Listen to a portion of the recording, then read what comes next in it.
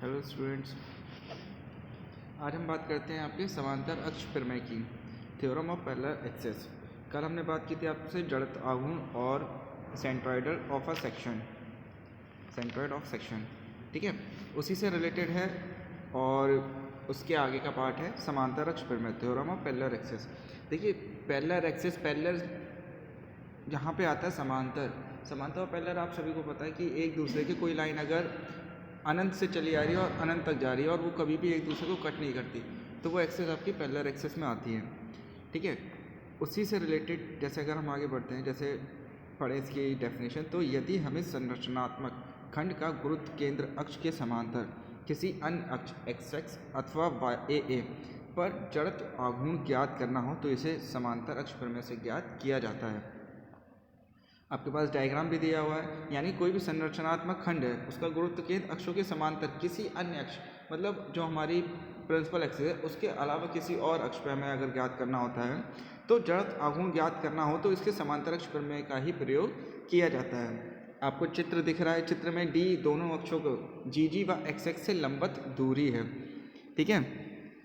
आप देख लीजिए डायग्राम में पूरा क्लियर शो हो रहा है, ठीक। और ए हो गया हमारा खंड का क्षेत्रफल और तथा जड़त्व आघूर्ण की परिभाषा के अनुसार I X equals to summation bracket start D plus minus Y square bracket close and delta A, ठीक है। स्पष्ट है कि खंड का क्षेत्रफल गुरुत्व केंद्र के चारों ओर वितरित होता है, अतः अल्पांश डेल्टा ए की स्थिति जी अक्ष के दोनों ओर हो सकती है, ठीक है।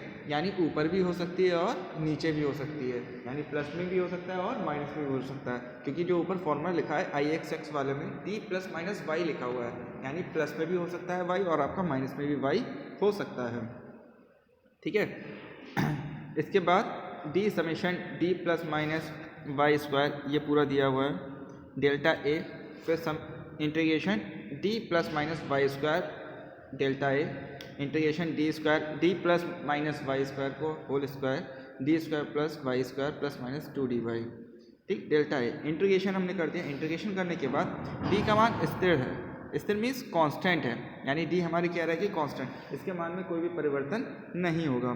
तो delta square integration delta A equals to A dot D square, ठीक। ऐसे ही वाई स्क्वायर हो गया, ये Y square integration Y square delta A equals to I G, ये हमने पहले पढ़ा था, जो हमने कल प्रूव किया था उसमें हमने ये बताया था, ठीक। अब इंटीग्रेशन वाई डेल्टा ए अल्पांशों के क्षेत्रफल के गुरुत्व केंद्रीय अक्ष हैं पर आघूर्णों का योग है, ठीक है। इसको हम क्या लिख सकते हैं, I X equals to I G plus A D square, यानी हमारा जो एक्सेस वाले अगर हम निकालते हैं समांतर अक्ष प्रमेय से, तो आई जी पे जो भी इनर्शिया आ रहा होगा, आघूर्ण आ रहा होगा, वो योग होगा उसके एरिया का और उनके बीच की दूरी का, ठीक है। इसके बाद इस प्रकार किसी खंड का गुरुत्व केंद्रीय अक्ष जी के समांतर अक्ष एक्स पर जड़त्व आघूर्ण उसी खंड का गुरुत्व केंद्रीय अक्ष सेंट्रोइडल एक्सिस पर जड़त्व आघूर्ण आई जी तथा खंड के क्षेत्रफल ए का दोनों अक्षों के बीच लंबवत दूरी डी स्क्वायर से गुणनफल के योग के बराबर होगा, ठीक है। ये होगा आपका सारा। फिर इसके बाद और इसी को हम क्या बोलते हैं, इसे समांतर अक्ष प्रमेय यानी थ्योरम ऑफ पैरेलल एक्सिस भी कहा जाता है, ठीक है। कई बार ऐसा भी होता है कि खंड के गुरुत्व केंद्रीय अक्ष जी और को एक्स से दर्शित किया जाता है और सममित खंड को गुरुत्व केंद्र एक्स व वाई अक्षों के कटान बिंदु पर स्थित होता है। तो ऐसी स्थिति में क्या होगा, उपरोक्त प्रमेय में अन्य अक्ष को ए से संबोधित करने का प्रमेय का उपयोग निम्नवत किया जाएगा। जैसे अगर मान लो कोई नाम बदल दिए तो आई ए, मैं आपको बता देता हूँ ऐसे, I A equals to I X plus A D square, ठीक है। फिर ये हो जाएगा, ओके। इसके बाद परिभ्रमण त्रिज्या radius of gyration, radius of gyration क्या होती है, किसी खंड की किसी अक्ष पर परिभ्रमण त्रिज्या उस अक्ष से वह कल्पित दूरी है, कल्पित मीन्स मानी गई दूरी है, जिनका वर्ग एवं खंड के क्षेत्रफल का गुणनखंड के उस अक्ष पर जड़त्व आघूर्ण के समान हो। जैसे I X X equals to X X अक्ष पर खंड का जड़त्व आघूर्ण। इसके बाद आर एक्स एक्स जो दिया हुआ है आपका, आर एक्स एक्स होगा खंड के लिए एक्स एक्स अक्ष पर परिभ्रमण त्रिज्या और एक खंड का क्षेत्रफल। तो I X X equals to capital A R X X का होल स्क्वायर, अथवा आर एक्स एक्स ये जो दिया हुआ है आपका ये वाला R X X equals to under root I X X upon A. ठीक है, इस प्रकार खंड के लिए किसी भी अक्ष पर परिभ्रमण त्रिज्या प्राप्त की जा सकती है। ये फॉर्मूला होता है आपका। ठीक है, ये वाला। ठीक, इसके बाद न्यूनतम परिभ्रमण त्रिज्या क्या होती है? न्यूनतम परिभ्रमण त्रिज्या होती है आपकी least radius of gyration. Least means सबसे कम। संरचनात्मक खंड के लिए न्यूनतम परिभ्रमण त्रिज्या ज्ञात करना आवश्यक होता है, जिसका प्रयोग स्तंभों संपीडांगों के अभिकल्पन विश्लेषण में किया जाता है। जैसे परिभ्रमण त्रिज्या की परिभाषा से हम जानते हैं कि किसी अक्ष पर परिभ्रमण त्रिज्या क्या होती है? अंडर रूट में उस अक्ष पर खंड का जड़त्व आघूर्ण अपॉन में खंड का क्षेत्रफल। ठीक है, अतः किसी संरचनात्मक खंड के लिए न्यूनतम परिभ्रमण त्रिज्या अंडर रूट न्यूनतम जड़त्व आघूर्ण बटे खंड का क्षेत्रफल। ये होते हैं आपके फॉर्मूले, ये वाले।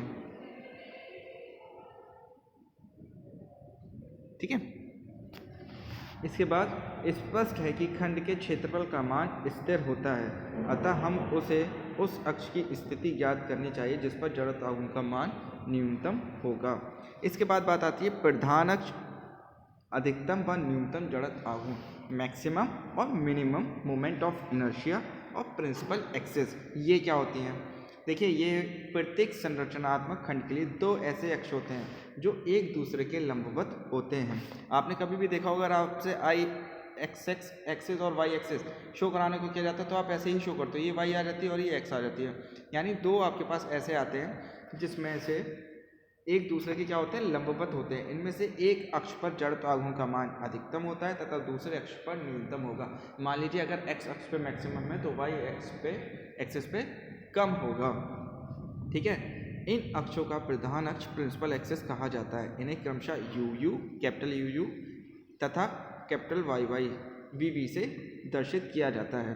इस प्रकार किसी संरचनात्मक खंड के लिए न्यूनतम जड़त्व आघूर्ण आई वी इक्वल्स टू होता है आपका न्यूनतम परिभ्रमण त्रिज्या आर वी तथा रेडियस ऑफ जायरेशन या न्यूनतम रेडियस ऑफ जायरेशन परिभ्रमण त्रिज्या R V equals to under root I V upon capital ए।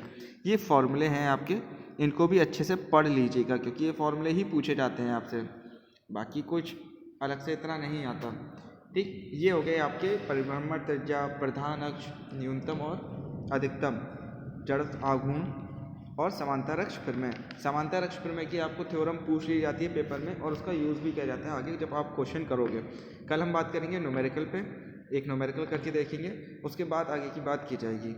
ठीक है, जितना अब तक पढ़ा है उसको एक बार अच्छे से पढ़ लीजिएगा क्योंकि न्यूमेरिकल में वो सारी चीज़ें यूज़ होंगी। आज के लिए इतना ही, थैंक यू।